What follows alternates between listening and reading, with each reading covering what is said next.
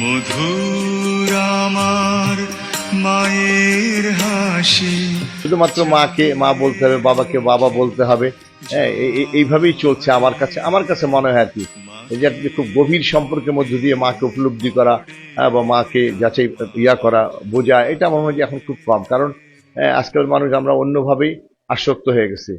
অনেক ফ্যামিলিতে আজকে সন্তানেরা মায়ের যোগ্য বা মায়ের উপযুক্ত সেবা বা উপযুক্ত কি বলে যে দেখাশোনা না থাকার কারণে অনেক ছেলেরাই, আমাদের ছেলেরা নষ্ট হয়ে যাচ্ছে। আমরা গার্জিয়ানরা যারা আজকে আমরা তাদেরকে ঠিকভাবে মেনটেন করতে পারছি, যার জন্য অনেক বাড়িতে অনেক ফ্যামিলিতে আমাদের ছেলেরা বিভিন্ন ভাবে আসক্ত হচ্ছে বিভিন্ন ইয়াতে।